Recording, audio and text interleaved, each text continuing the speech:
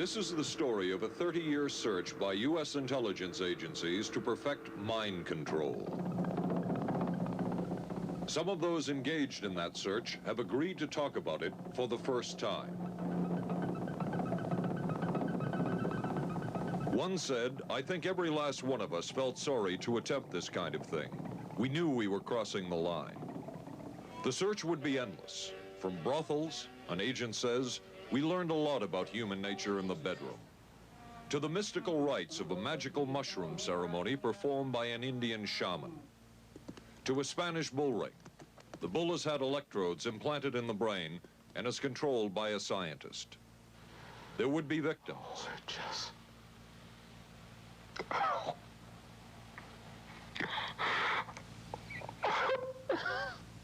One intelligence agency tried to peel this man's mind back to reveal its deepest secrets.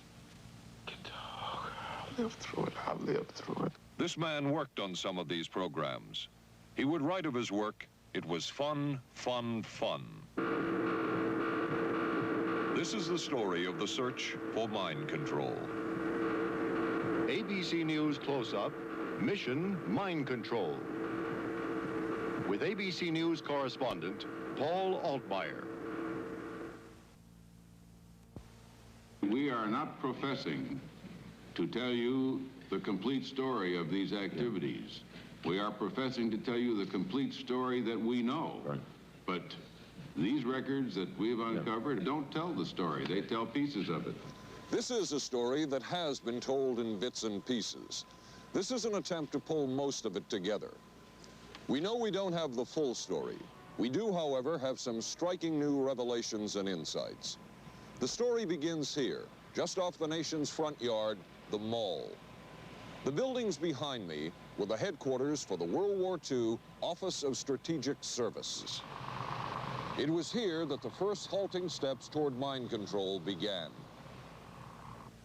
The shaper and molder of OSS was General Wild Bill Donovan.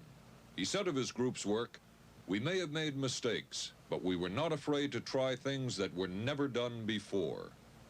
In this anything-goes atmosphere, Donovan appointed this man, Stanley Lovell, a Boston industrialist, to break new ground in many scientific and technical fields. Donovan called Lovell his Dr. Moriarty, after the fiendish professor in Sherlock Holmes. Lovell liked the name and posed for this Saturday Evening Post photo. He later wrote of his OSS job that it was, quote, "to stimulate the Peck's bad boy beneath the surface of every American scientist and to say to him, throw all of your normal law-abiding concepts out of the window. Here's a chance to raise merry hell." It was in this atmosphere that the search for mind control began.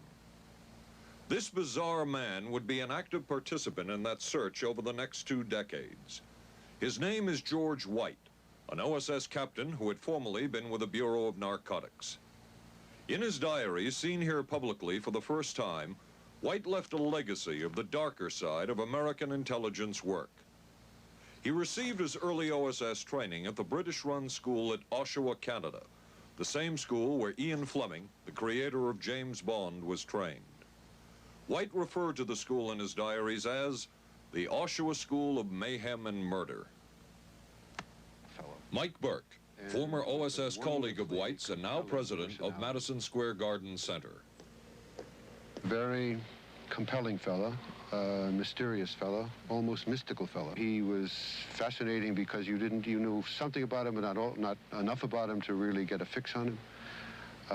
He also knew a great deal about the swifter elements of society, the gamier side of life, and he was very impressive in his technical knowledge of the underworld, so to speak. He said one of our men gets beat up. He says, you have to act real fast and teach these guys a lesson. Charles Siragusa, a former narcotics officer and friend of White's. He'll come around, he says, and break your kneecaps. And with that, one guy laughed, and George would always have a little Billy with him. And this one guy sort of naked. George White turned around and whapped him across the neck with it. Then he picked up a pool stick and started beating everybody up. He made his point. And he made his point. George White was not a man of understatement or subtleties.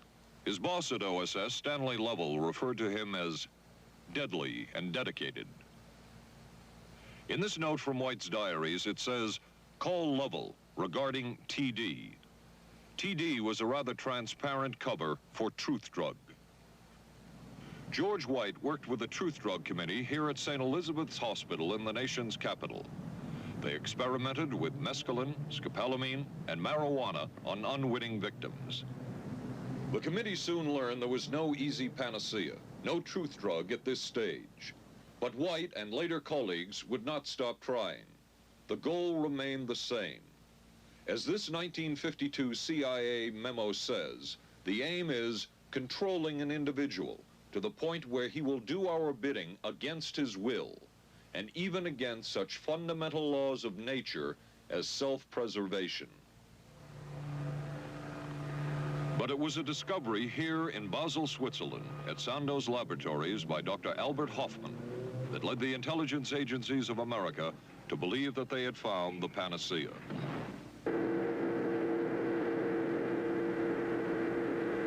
The discovery was lysergic acid diethylamide, LSD.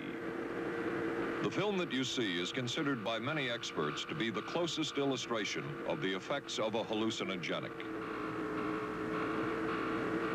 It was one of the first times that anybody had run into a powerful drug that was different than anything else that they knew anything about. John Gittinger, recently retired chief psychologist for the CIA. This is the first time Gittinger has been interviewed publicly. We could disable a whole city by putting a very small amount on a water supply. After all of these years of us, those of us who involved in looking for this secret drug, this was the only thing that began to look for the first time like it might be something like that.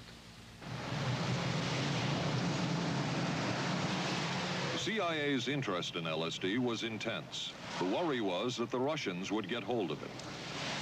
Were the Soviets into LSD? I'm going to have to say I'm sure they were, but if you ask me to prove it, I've never seen any direct proof of it. But at one point, intelligence information received from Switzerland said that Sandoz Laboratories was about to put 100 million doses of LSD on the open market. And it caused enough concern within the agency that the United States was prepared to buy the entire supply. However, a slight mistake had been made. The mistake is made public for the first time. I just found out on a new CIA document that there were no such large quantities of LSD on the market. John Marks has filed numerous Freedom of Information suits against the CIA and has unearthed much new material. He is the author of The Search for the Manchurian Candidate, a history of intelligence agency work with mind control. He is a consultant for this report.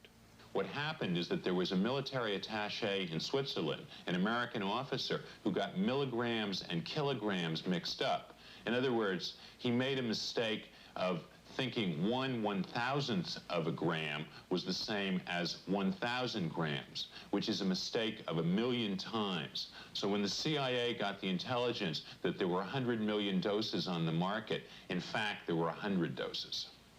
The man who would oversee the CIA's research into drugs and most of the agency's behavior programs is this man, Dr. Sidney Gottlieb, a chemist. Dr. Gottlieb declined ABC News' request for an interview. In their never-ending search for the miracle weapon, CIA operatives searched here in the remote mountain areas of southern Mexico for what up to then had been considered a myth, magic mushrooms.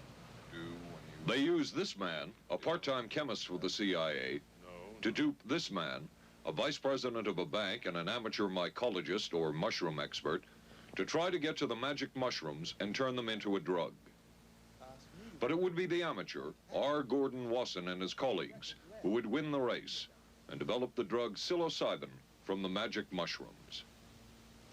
We went into the Mazatec area, far from the highways, remote from Mexico City. There we found that rotten bagasse, as it's called, bagasso, covered with mushrooms. These mushrooms I didn't know, had never seen. They were the sacred mushrooms. Wasson would also discover and record the ancient mystical rites of the mushrooms from a local shaman or magical priestess, Maria Sabina. And we were seeing incredible sights. They would go slowly or they would go fast as I ordained. All your senses are rendered acute. We say that you see visions, you see hallucinations, but that doesn't begin to tell the story. The hallucinations are only part of it. You hear sounds, you smell things. The night was thrilling. Word of Wasson's discovery reached the CIA quickly. Dr. James Moore, a University of Delaware chemist, secretly served the CIA preparing deadly chemicals on short notice. Moore was instructed to get close to Wasson and accompany him on another trip to Mexico to get the magic mushrooms. Internal documents show the CIA felt a drug derived from the mushrooms could remain an agency secret. What in the world were they looking for with the magic mushrooms? I think the best answer to that is that they were looking for fundamental information on compounds that would be capable of causing changes in behavior, changes in mental attitude. Did you ever consider what would have happened if any of these substances were given to, say, unwitting people? Oh, I don't remember having considered that specifically. What if you, I trust perhaps you've thought about it. Well, I haven't worried about it. Your question again, what would I have thought had I known that any of these substances would have been given to unwitting persons? You mean a hostile agent of another government? No, I mean think that was probably one of the things they had in mind. I mean testing it out on an American citizen. I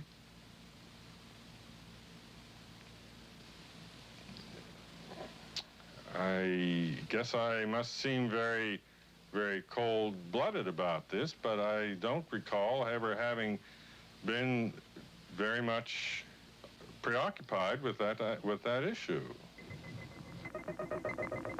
But many drugs were tested in this way. A decision was made at the highest levels of the CIA to do testing on unwitting Americans. As one CIA document says, such testing would be operationally realistic. A former CIA official who worked on these programs describes for the first time how the decision was made. He did not wish to be filmed or recorded. Thus, his remarks are read by someone else. I think every last one of us felt sorry to attempt this kind of thing. We knew we were crossing the line. Every decent kid knows he shouldn't steal, but he does it sometimes. We knew damn well we didn't want anyone else to know what we were doing. The decision was made to do testing on unwitting victims. It was decided they should be on the fringes of society because they were most vulnerable. It was the borderline underworld, prostitutes, drug addicts, and other small-timers who would be powerless to seek any kind of revenge in case they found out. And as their predecessors had a decade earlier, the CIA turned to George White for help. White was now a high-ranking narcotics official, and by this time, the stories about George White were legendary. So the waiter says, "May I help you, monsieur?" And George White was busy talking with me. He paid no attention to the waiter, so the waiter tapped him on the shoulder, says, "May I help you, monsieur?"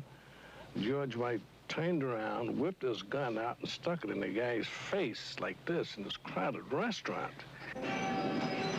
George White did not mind bending the law, and he knew the street well. He was the ideal choice for what the CIA had in mind. We were Ivy League, white, middle class. We were naive, totally naive about this, and he felt pretty expert. He knew the whores, the pimps, the people who brought in the drugs. White set up so-called safe houses for the CIA in New York, here in Greenwich Village, and later in San Francisco, in this hotel, and in an apartment atop Telegraph Hill with a commanding view of San Francisco Bay. While the existence of these safe houses was disclosed last year, details of what took place within them has not been told. A former CIA official who worked in the safe houses reveals that they were used not only for drug testing, but to study sexual behavior and how it could be used to manipulate people. We did quite a study of prostitutes and their behavior. How do you take a woman who is willing to use her body to get money out of a guy to get him to talk about things which are much more important, like state secrets? We learned a lot about human nature in the bedroom. We started to pick up knowledge that could be used in operations. There would be victims in all of this, but as the agency knew, they couldn't fight back. Some entries from George White's diaries. Clarice gets horrors. Janet, sky high. As one agency memo says, we have no answer to the moral question. The safe houses were not the only testing grounds. Millions of dollars would be spent on LSD research at universities throughout the country. And word would begin to spread on campus about this so-called mind-blowing drug. And suddenly, there was the counterculture of the 60s. I give the CIA a total credit for sponsoring and initiating the entire consciousness movement, counterculture events of the 1960s. Dr. Timothy Leary, the 1960s Johnny Appleseed of LSD. The CIA funded and supported and encouraged hundreds of young psychiatrists to experiment with this drug. The fallout from that was that the young psychologists began taking it themselves, discovering that it was an intelligence-enhancing, consciousness-raising experience. I know that some of the studies in which the CIA had supported used as subjects people who later became strong proselytizers of LSD. So, in that sense, yes, I think it did sustain the perpetuation of the use of the drug. And it's rather ironic, isn't it? The counter case that I would make in relationship to that is to remember that the people who were doing the research were people who would be doing the research regardless of who was the sponsor. I don't think anybody working in that time in the remotest ever thought that it would blow up into the kind of thing that it did.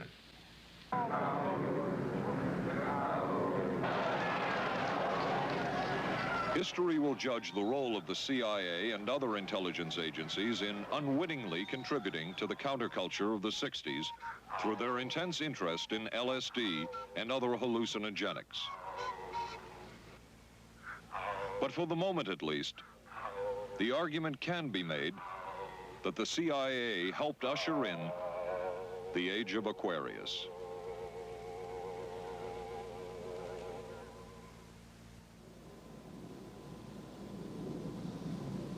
Covering a span of history such as we are in this report, one can get sidetracked by the so-called glamour and mystery of espionage work or by the exotic qualities of some drugs. But what you can't lose sight of is what all of this would mean in terms of individual human beings.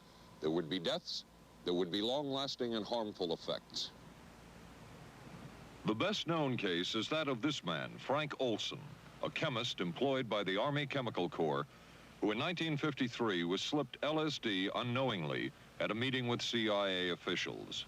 Shortly after that, Olson went into severe depression. He ended his life at this New York hotel by diving through a shaded closed window in his 10th floor room. Frank Olson was the first known fatality in the CIA's LSD program. Olson left behind a widow, Alice, and 3 children. But it would be years before they learned the real story of his death. Shortly after his suicide, Alice Olson was visited by Dr. Sidney Gottlieb, the man who had administered the drug, and by Robert Lashbrook, his deputy, who was the last person with Frank Olson the night of his death. It was probably to check me out and see whether I was handling myself and handling the situation, whether I was hysterical. And I'm sure they left the house feeling ever so much better because I had been gracious and hospitable to them, so that I must have played right into their hand and made them feel fine. 23 years later, how did you feel about that meeting? My anger was unbelievable at how I had been duped for this length of time, and the anguish which was unnecessary. Anyone who knew during all of those years never told Alice Olson the real story of her husband's death. She would discover it by accident more than 2 decades later. In essence, it was a 22-year-long cover-up. Lyman Kirkpatrick was Inspector General of the CIA at the time of Frank Olson's death. But had not the Olson case occurred within the secret confines of the CIA, would not this case have been a prosecutable case? Perhaps manslaughter. I would think very definitely prosecutable, and certainly from the point of view of Mr. Olson, why it should probably have been actionable. Frank Olson's suicide slowed down the CIA's testing of LSD and other drugs, but only momentarily. The CIA was not the only government agency interested in the possibilities LSD and other drugs presented for mind control. The Army Chemical Corps first started working with the CIA and then branched off on its own. It too tested drugs on unwitting victims, and a death would result. The case of this man, Harold Blower, a tennis pro, seen here with his daughter Elizabeth, is well known. In 1953, Blower was a private patient at the New York State Psychiatric Institute. He was given 5 injections of a mescaline derivative that was being tested secretly for the Army Chemical Corps. With the 5th injection, Harold Blower died. As with the Olson case, a 22-year cover-up followed, until finally the Army admitted the real details of Blower's death. Since the initial news stories of Harold Blower's death, close to 5,000 documents, previously classified, have been released by the Army and obtained by ABC News. They provide valuable insight into Army activities at the time of Blower's death and where the Army went from there with their own drug testing program. From a previously classified deposition of Dr. James Cattell, who administered the mescaline derivative, on the purpose of the drug testing, to produce symptoms similar to those that you see in schizophrenia, on how much the patient knew about all this. We didn't delineate all the possibilities of what might happen because then you contaminate your experiment. Cattell then relates that he never even knew what drug he had given Harold Blower because of the secrecy of the Army experiments. We didn't know whether it was dog piss. This was secret. This was a secret. We weren't in on it. We asked Blower's daughter Elizabeth for her reaction. What? How can anybody react to that? I mean, that is so far from what you'd expect from a human being, never mind a doctor, never mind a professional specialist who's supposed to care about people's minds. It's unbelievable. A suit filed by Elizabeth Barrett against the Army Chemical Corps is now pending in federal court. Other Army experiments continued on mental patients around the country. Work done at the Tulane Medical Center in New Orleans involved several drugs, hallucinogenics, and electrodes implanted in the brain. The chief researcher was Dr. Russell Monroe, now head of the psychiatry department at the University of Maryland. These are various progress reports written by Dr. Monroe and recently obtained by ABC News. From one of the progress reports, a report of a woman who had electrodes implanted in the brain and was then given LSD and other drugs. She became agitated, cried, lapsed into a trance-like state.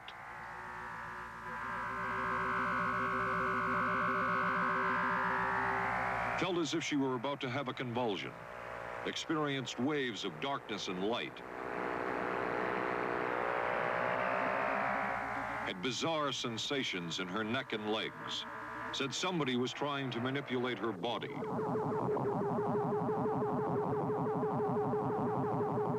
At this point, Dr. Monroe wrote that the woman was obviously having paranoid ideas. As a layperson, perhaps you can enlighten me. What therapeutic effect would the type of experiment that I just described have on a patient? Well, the therapeutic effect would be indirect. Was this patient aware that she was being given LSD? Yes, I mean, they were told that they would be given some medication, and they took specifically LSD? Well, we told them, I don't think that they would have even known what LSD was then at the time. They were told that they were going to they would be given some medications which might make them feel worse. Dr. Monroe, what do you think the Army Chemical Corps was looking for in all of this testing? They were looking for an incapacitating agent, an agent that would not harm the person permanently, but would incapacitate them temporarily. That seemed like a humanistic way to wage a war, if war is necessary. When James Thornwell was given LSD by Army intelligence in 1961, this time it was no experiment. This time, the express purpose was to peel back Thornwell's brain to bear any secret within it. This time, the Army had gone operational. Thornwell, as reported on ABC last January, was an Army private stationed in Orléans, France. Classified documents were missing from his unit. Thornwell became a suspect. His 2.5-month interrogation included administration of sodium pentothal, hypnosis, isolation, and deprivation of sleep. Army documents obtained by ABC News refer to this interrogation as conventional. Despite this severe questioning, Army intelligence was getting nowhere with Thornwell, and it was decided to slip him LSD. For 16 years, Thornwell never knew what had hit him. Tell me about the acid. I'd rather not. It's a bad trip. It's a bad trip. That was a bad trip. The pain was so excruciating, felt like somebody was sticking me with 1,000,000 pins, you know, just everywhere. Oh, it just... Oh.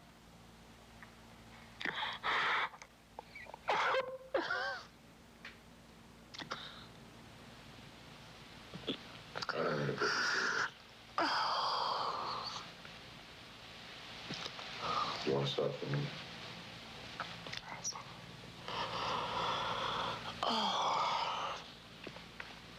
I walked around. You want to stop? Oh, I can talk. I lived through it. I lived through it. I lived through it. No charges were ever brought by the Army against Thornwell. He was discharged for psychological disorders. But an Army psychiatric evaluation of Thornwell obtained by ABC News, one which was done prior to Thornwell having been given LSD, says of him, fairly cooperative, oriented, alert, and gave no evidence of psychosis or depression. From the Army's point of view, this type of LSD interrogation was a success. Other documents refer to the exploitability of interrogation subjects, cracking them, keeping them off balance mentally, and providing an economical, speedy, and productive aid to interrogation.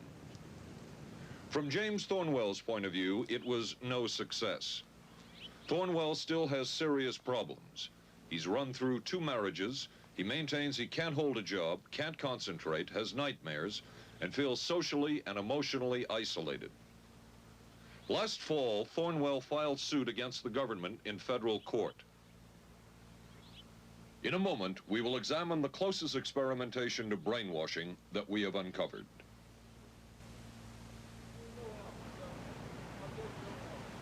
By far, the most chilling experiments we have uncovered took place at this Gothic estate called Ravenscrag, halfway up Mount Royal in Montreal.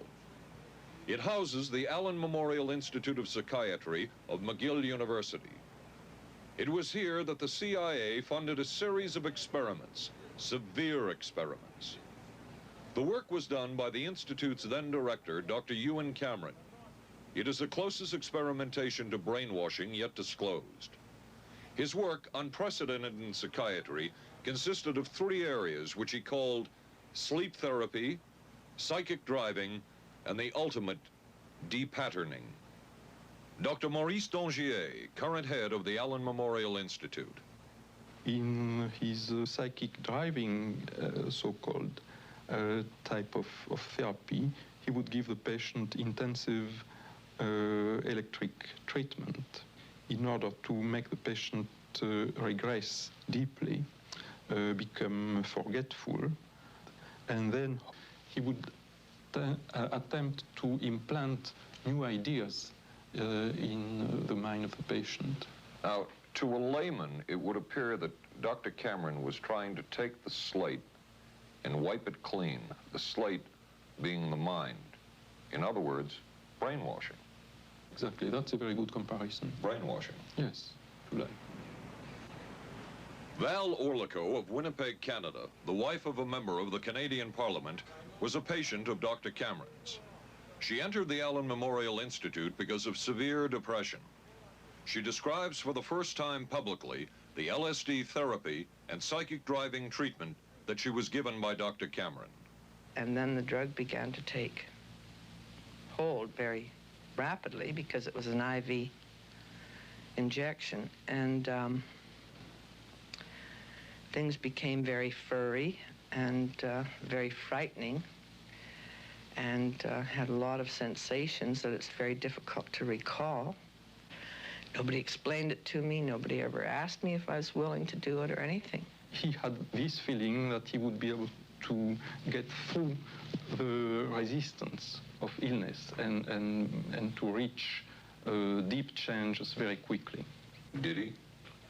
I don't think that when you look at that in retrospect, the hopes that he had have been in any way fulfilled. But Cameron would plunge on. The next step was what he called psychic driving. This involved almost endless tape-recorded messages and more drugs for the patient. Cameron wrote that this was the way to make direct controlled changes in personality. I thought this was the coldest and most impersonal treatment that anybody could give to anybody in the world. And I became more and more despondent and more angry. I just became so despondent that I thought I can't live like this any longer. And I thought I would just go out and throw myself underneath the cars on McGregor.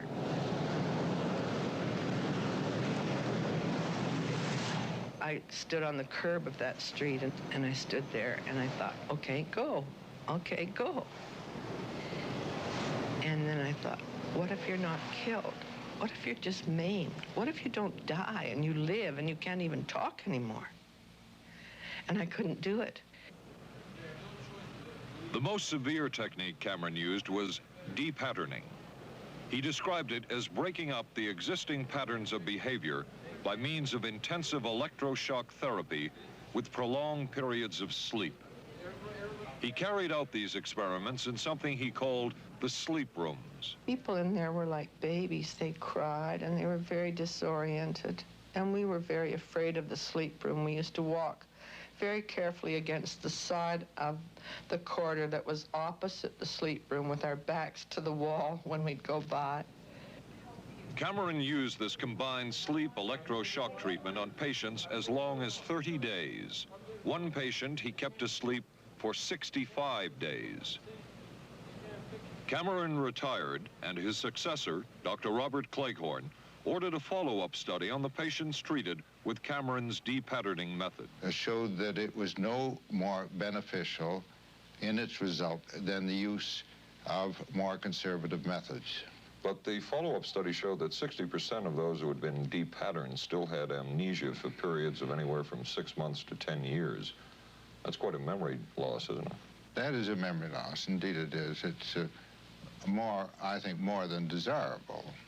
In retrospect, does Dr. Cameron's experimentation and his treatment appear harsh?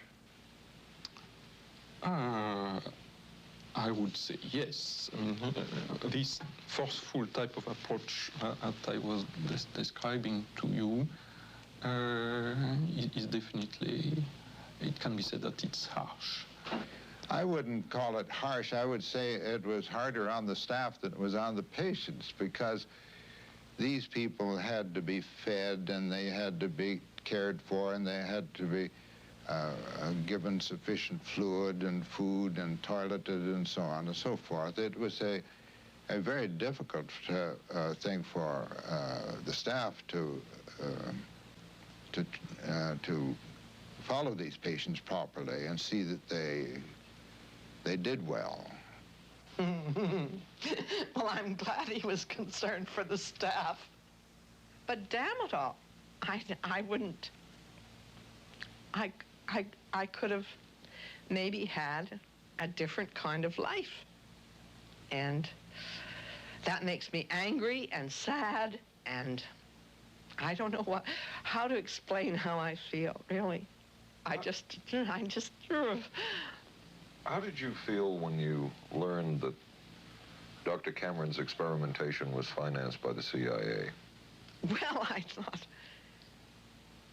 Oh, I can't even use the word that I thought, because I thought, that bastard.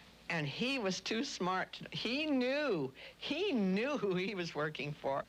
And, excuse me, but I just, I just can't, sometimes I can't believe it, and yet I know it's true. If you had the opportunity to say something to the people at the Central Intelligence Agency who financed this study, what would you say?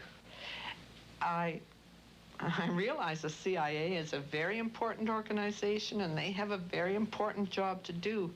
But God, it surely doesn't have to be done on people who are totally incapable of knowing what's happening or having any defense against it. And I can't imagine the mentality of people who would do this. I just can't. As for Dr. Cameron, he died in 1966 while mountain climbing. A colleague wrote of Cameron, "For him, the ends justified the means.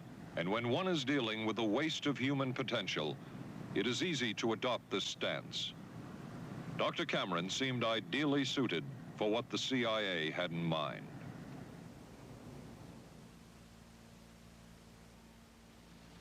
It was the Cold War, and especially the trial of Joseph Cardinal Mindszenty, who was forced to testify in a Hungarian court that he was a spy. And then later, the Korean War, with the coerced and mainly fraudulent confessions of American servicemen. My germination took place on the... That would spark intense interest in intelligence circles about brainwashing. The CIA secretly commissioned a study of communist brainwashing methods at the Cornell University Medical Center.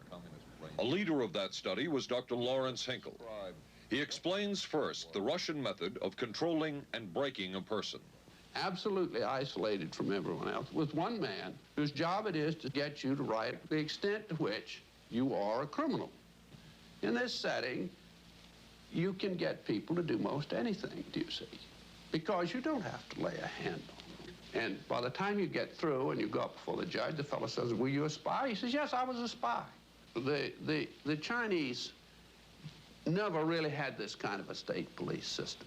They would get him in, and all this fellow does is ask you to write, rewrite, and talk to him about your whole life.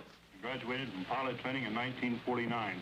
While the purpose of the study was to find out about communist brainwashing techniques, CIA documents show that the agency was interested in developing mind control methods of its own, to precondition and control Chinese living in this country to be sent back to their homeland as CIA agents. What do you think they were looking for? Well, I think they weren't looking for agents or anything like that. Yet the agency's perception of the work you were doing, in CIA documents we have examined, it says that the project that was being done here, they intended to use everything learned about the new agents to induce them to, quote, to perform acts of a complex, purposeful nature. Yeah, but that was never done. The effects of which may be out of keeping with the individual's previous behavior. That sort of thing was never done. Those people were not, that was, when they first came here, the first people they sent up to see us, do you see, were operational type people from the CIA with some rather wild ideas. Okay, this is their perception of it, if I could just continue. No, it wasn't their perception of it either. No, it wasn't. Dangerous to his being, contrary to any previous consciously expressed intentions and interests, contrary to the good of the individual, and subversive to the goals for which he is consciously working. I understand all this talk. But the situation was, you see, those things were never done because of wise people on both sides. We were not able to do this nor interested in it. They were, though. Some of the low-level people were, but the high-level people were not, to tell you the truth.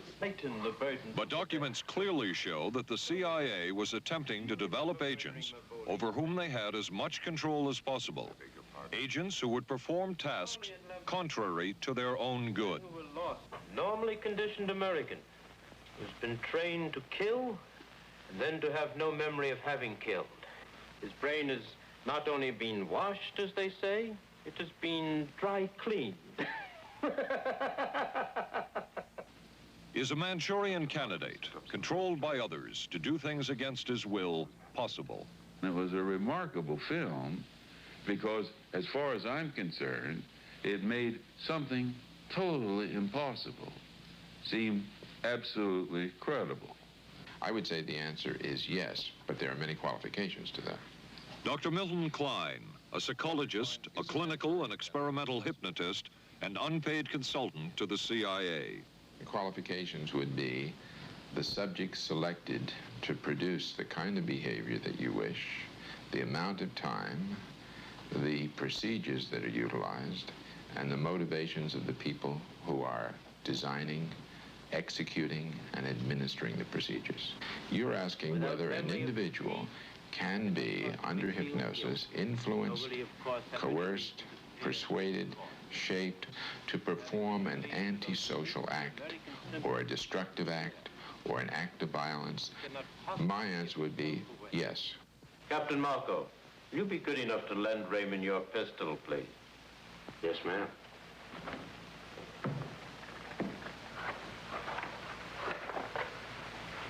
Thanks, Ben.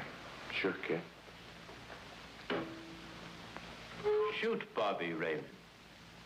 Through the forehead. Yes, ma'am.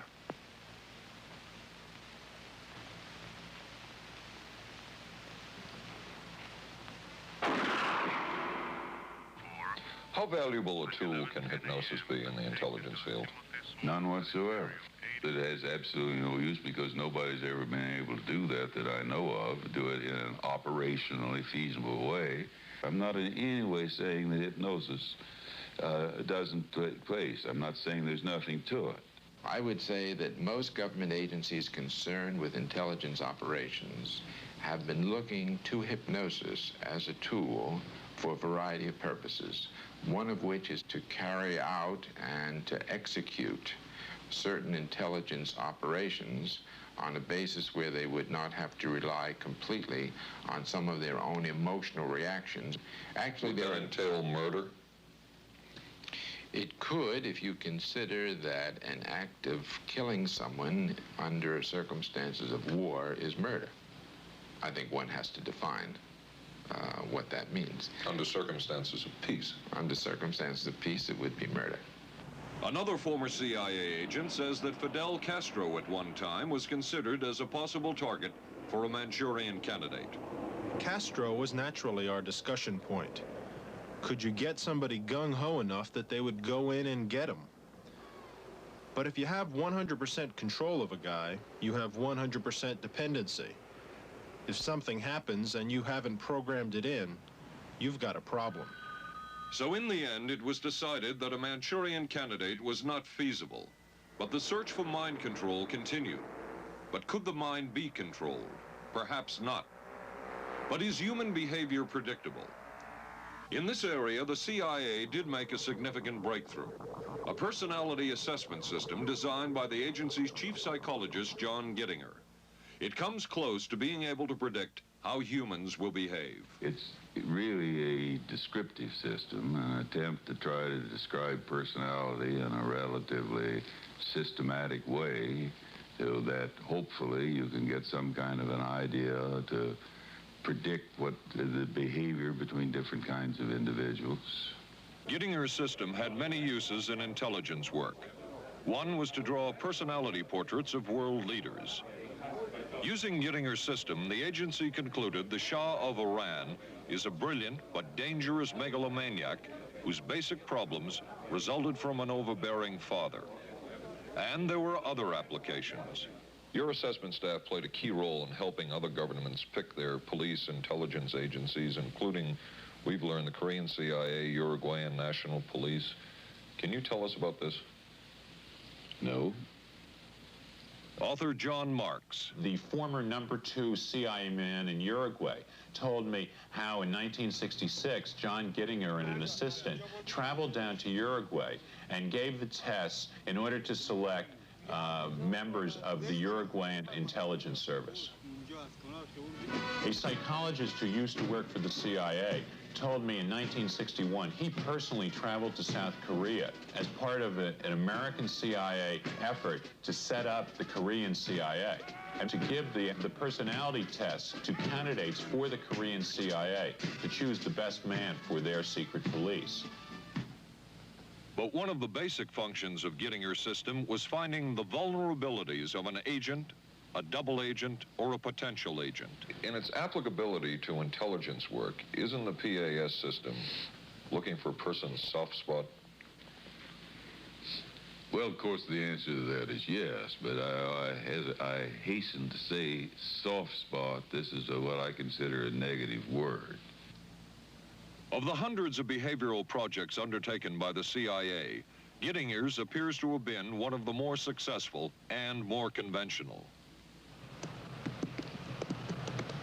Other experiments were not as conventional.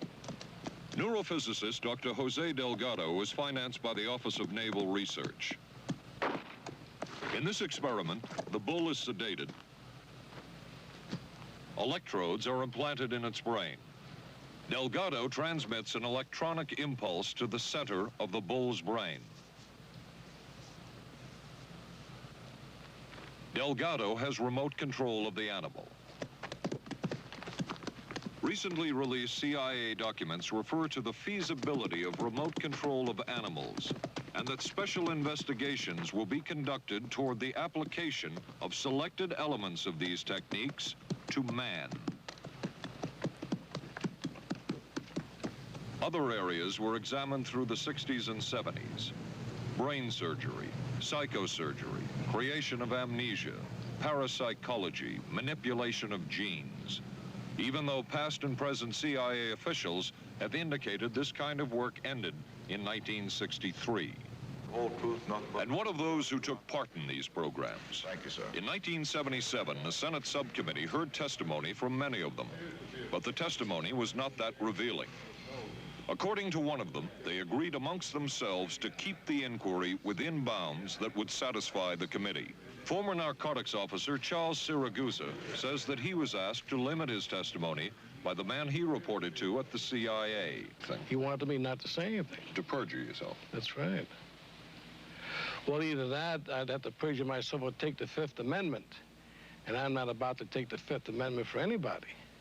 Okay. Former CIA chemist Robert Lashbrook testified he had no first-hand knowledge of the agency-run safe houses when in fact he supervised one of them. And according to George White's diaries, was at a safe house when White conducted what he called an LSD surprise experiment. Dr. Sidney Gottlieb, whom we recently filmed near his California home, oversaw many of the CIA behavioral programs. He retired in 1973 and destroyed the records of this work. In sort of a valedictory letter, Dr. Gottlieb wrote that he and his colleagues had been able to maintain contact with the leading edge of developments in the field of biological and chemical control of human behavior. Dr. Gottlieb also testified before the Senate subcommittee, but from an anteroom where he could not be filmed because of what his lawyer termed health and cardiac problems. Dr. Gottlieb declined ABC News' request for an interview. And what of George White, the man who helped the agency in so many of its programs? He would retire here to Stinson Beach, California.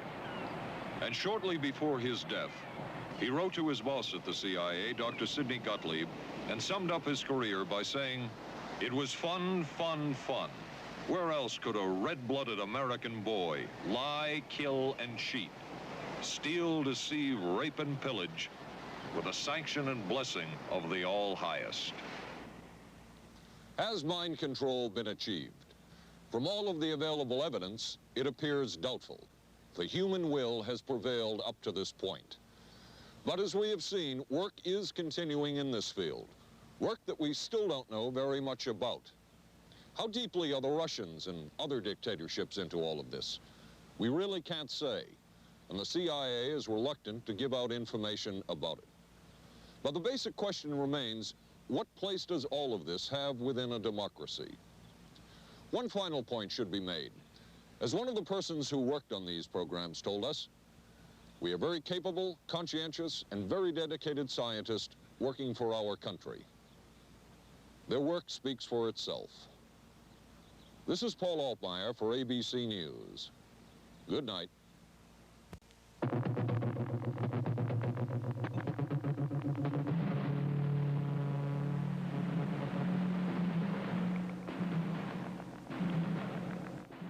Stay tuned for local news next. Then live from the Johnson Space Center in Houston, ABC News will track the approach of Skylab as it nears re-entry. Skylab, the final hours. Right after Twiggy and Dirk Benedict of Battlestar Galactica star in I Want Her Dead on the Tuesday Movie of the Week, tonight on ABC.